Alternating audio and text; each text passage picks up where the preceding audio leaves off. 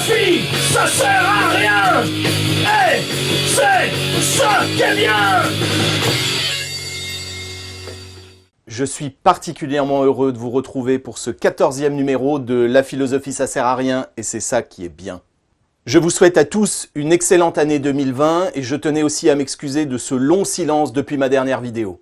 Promis, ça ne se reproduira plus. Je voulais aussi m'excuser auprès de ceux qui font des commentaires parfois très intéressants et constructifs, même éventuellement quand ils sont critiques, mais je manque de temps pour vous répondre correctement, j'en suis vraiment désolé. Je note à ce sujet que les commentaires insultants ou totalement stupides, qui sont pourtant légion sur les médias sociaux, sont quasiment inexistants sous ces vidéos. Donc merci pour votre qualité, votre dignité et votre intelligence.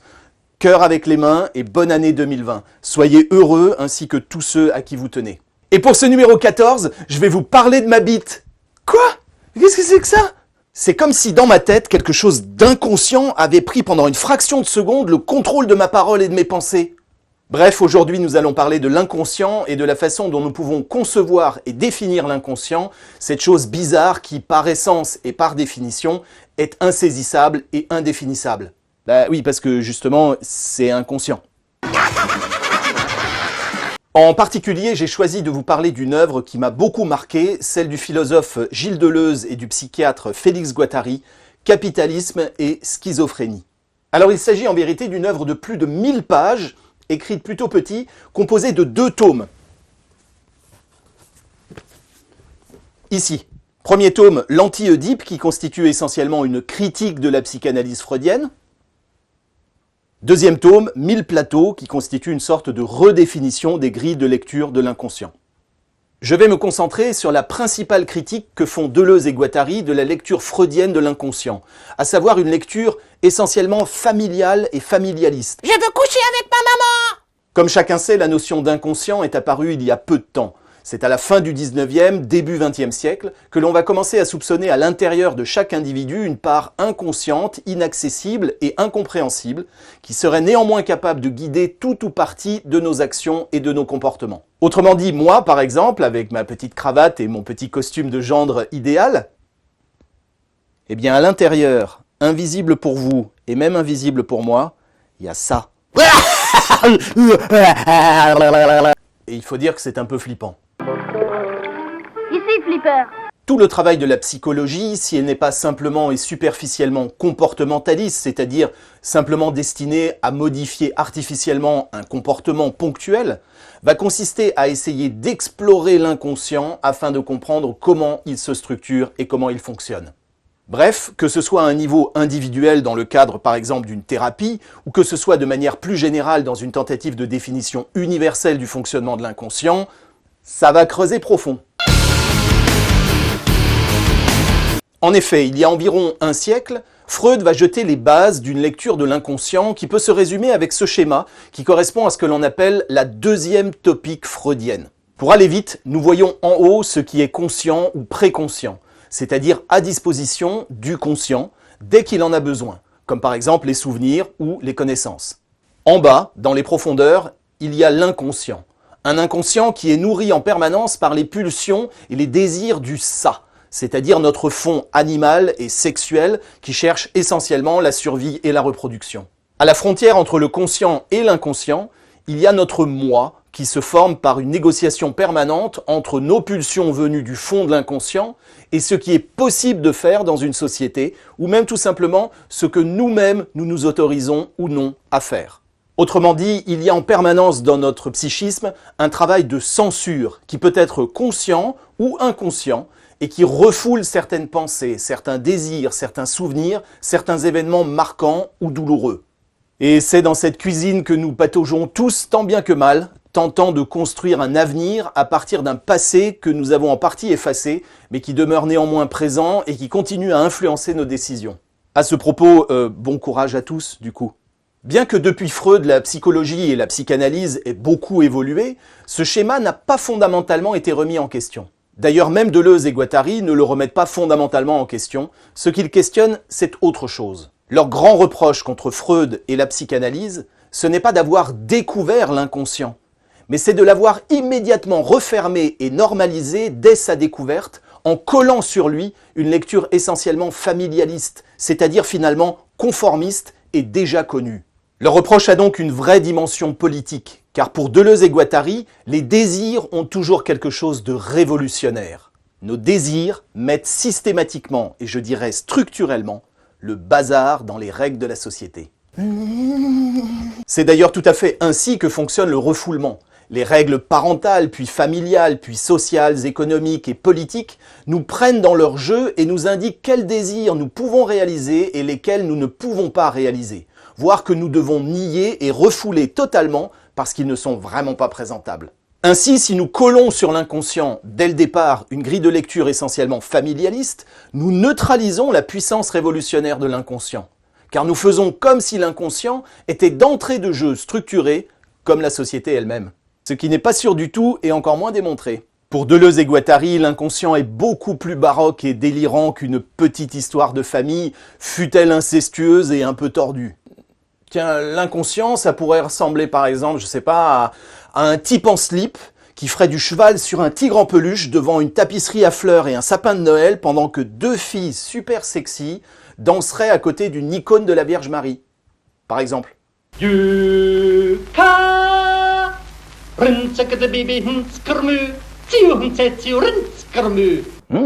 Joli, joli. Alors que pour Freud et la psychanalyse, notre inconscient ressemblerait toujours plus ou moins à ça.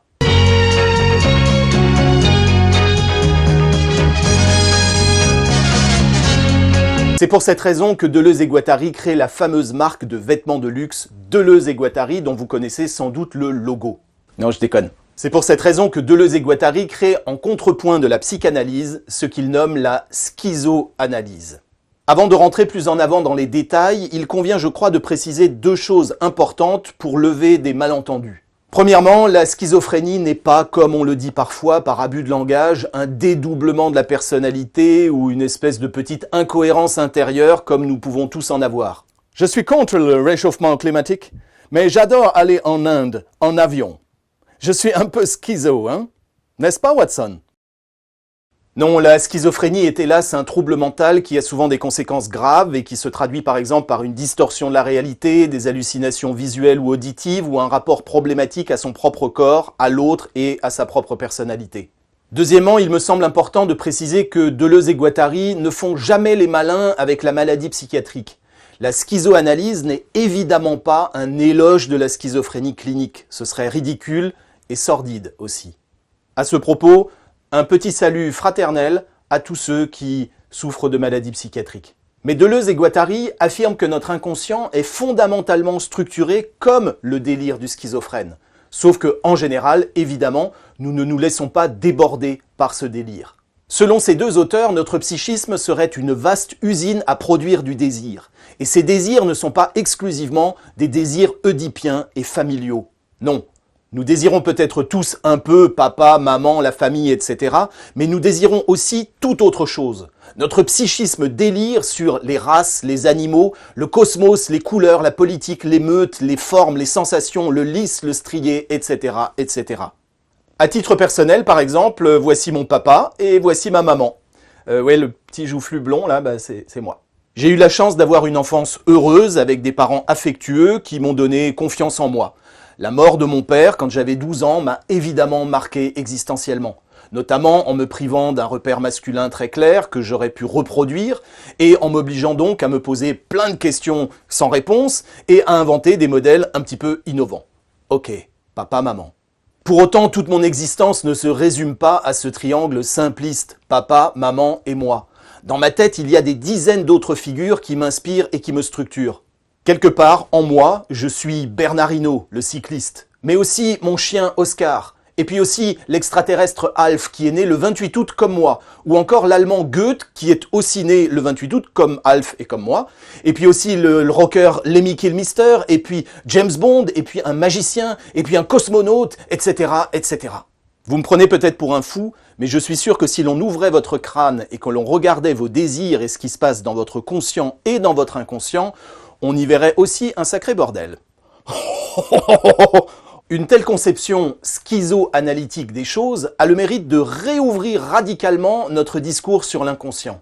J'aimerais évoquer ici rapidement deux conséquences d'une telle vision des choses. Premièrement, nos désirs ne seraient pas essentiellement structurés par le manque, comme on a l'habitude de le dire. Non, le désir n'est pas fondé par le manque et la frustration, par exemple, d'une relation oedipienne impossible et originelle. Ou pour les filles, le manque de phallus.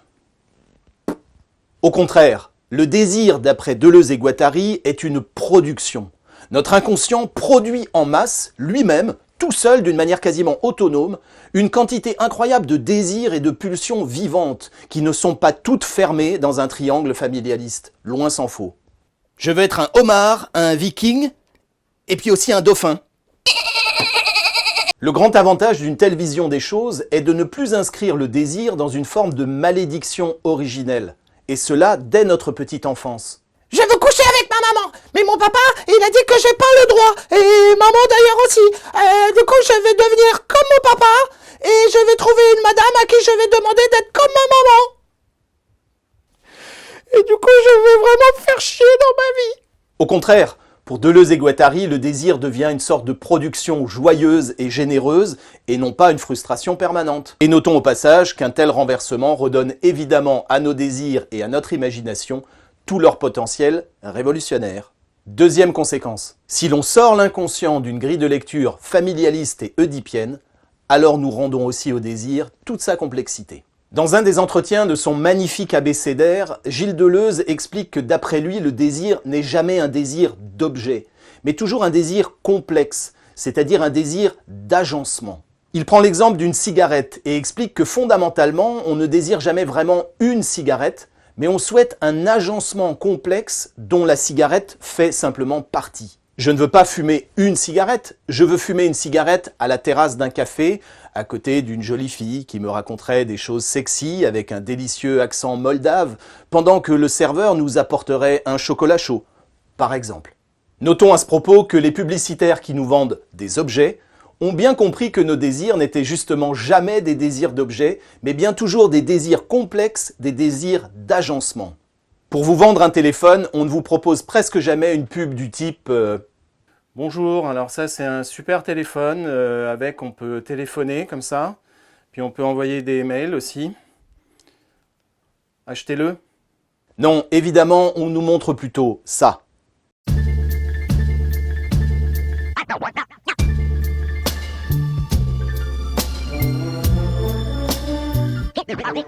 Dans cet extrait de pub, on ne nous vend pas du tout un téléphone.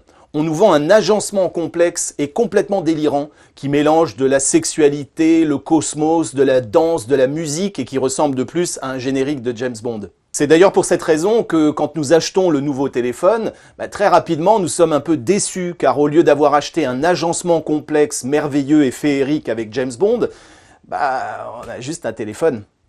Et on peut téléphoner et envoyer des mails avec.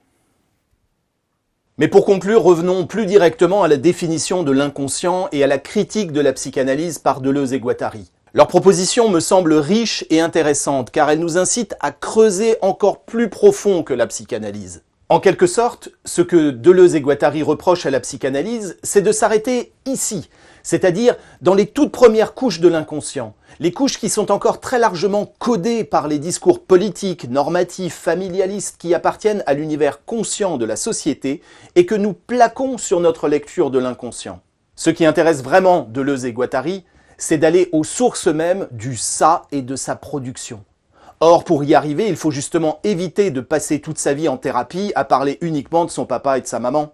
Pour Deleuze et Guattari, en somme, le vrai travail psychologique commence là où s'arrête la psychanalyse, c'est-à-dire quand on arrête enfin de parler d'Oedipe, de papa et de maman, et qu'on commence à faire face à l'indicible complexité de ses vrais désirs propres. Bien sûr, nous portons tous en nous notre père et notre mère. Salut, coucou, papa, maman. Mais nous sommes aussi autre chose. Nous portons en nous ce que Deleuze et Guattari appellent des machines désirantes, magnifiques, qui n'appartiennent qu'à nous. Et quand nous parvenons fondamentalement à faire tourner nos propres machines désirantes, quand nous arrêtons de porter les désirs des autres, de la société et surtout de nos parents, alors nous devenons vraiment nous-mêmes. C'est exactement ce que je vous souhaite. Bon travail, creusez, creusez et ne perdez pas courage. Arriver à se trouver un peu soi-même est toujours un chemin périlleux, long et parfois dangereux. Personne ne peut parcourir ce chemin à notre place, et cette quête vers notre propre sommet suppose généralement aussi d'aller tout au fond de ses propres gouffres. C'est pourquoi j'aimerais terminer cette vidéo sur cette formule de René Daumal que je vous livre et que j'ai toujours trouvée très belle et très profonde. Ne se trouve que celui qui a risqué de se perdre. À bientôt, je ne vous ferai pas attendre 8 mois cette fois-ci. Salut et puis cœur avec les mains, hein? Ciao, bonne année. La philosophie, ça sert à rien. Et c'est ça qui est bien.